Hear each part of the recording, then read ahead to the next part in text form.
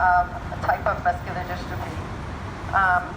As for all mothers, it was a big heartbreak. It's been heartbreaking the whole time, along with a lot of joy, because how can you not be joyful when you have Megan in your life?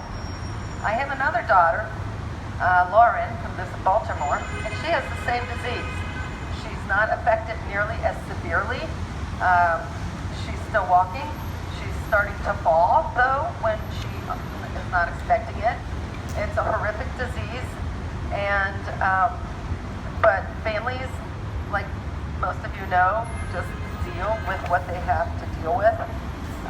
About 7 years ago, we learned about the Medicaid waiver program, and up until then, I did all of Megan's care.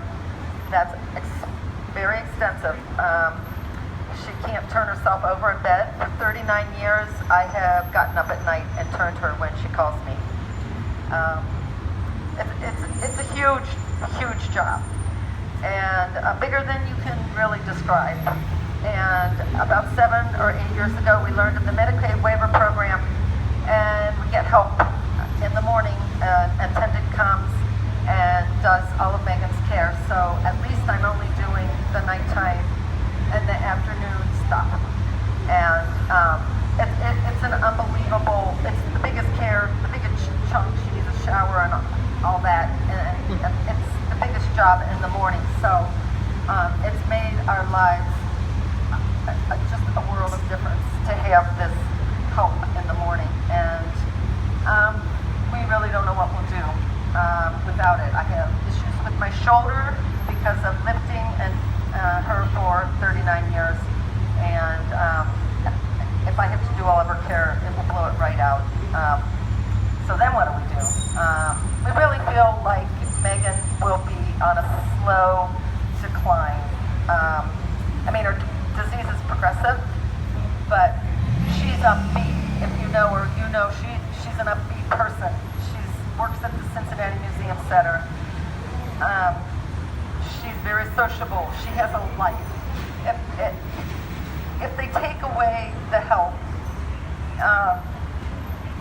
it just will be such a decline in her overall life. Just appreciate everybody here. If you're here just because you care about people or you care about someone in particular who will be affected, I just thank you so much for being here. And as long as we hang together, we're going to be okay. We're going to be okay. So it's all going to work out. I believe Senator Portman is going to do the right thing in the end, and I like to put positive stuff in the atmosphere. So I'm putting that out there all that I can. Senator Portman will vote no, and I thank him very much for that. Thank you for your time.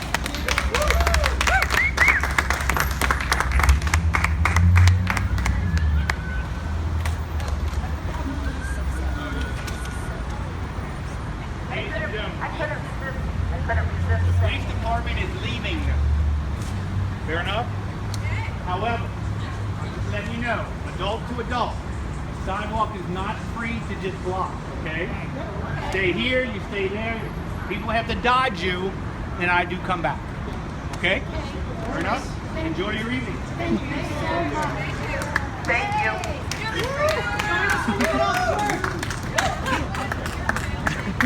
I just couldn't resist adding. I'm 61 and my husband's 65, and we adopted our foster child, which she was 3.5. She's now 6. So we give back to the community as well. We just don't expect our country to give to us.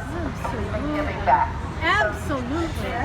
Yeah, so she keeps us busy, and hallelujah. Yay. Thank you. Anybody that's been inside, if we could just get an update. The police said they're standing down. I don't know if that means that our people inside are safe. Can anyone speak to that? Yes, they are. The building owners have decided that you all can stay, and the police are going to ignore this and not arrest anyone. So, let's hear it for wisdom. Senator Portman's scared, right? I think that's what this shows. Nah. No. The Trump administration No, he's not scared. has been beaten back on this once already. They don't want this to be a big press event. CNN ran with this morning. He doesn't want to go after coffee later, go out to dinner, and see that 6 people were arrested in his lobby, the lobby to his office. And I think this just speaks to the power of our movements when we fight.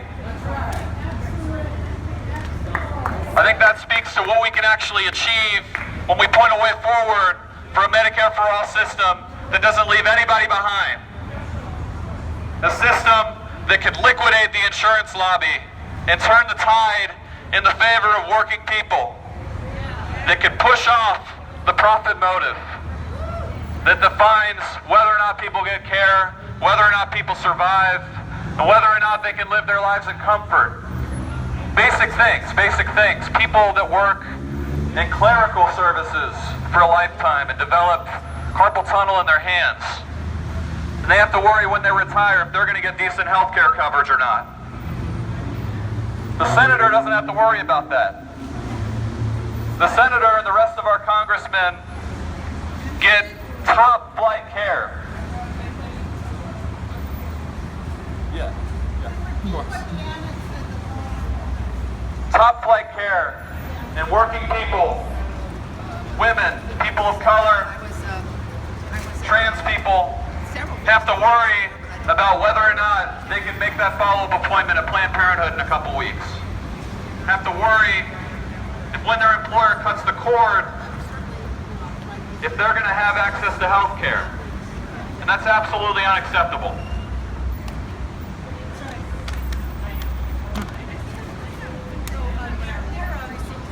They're going to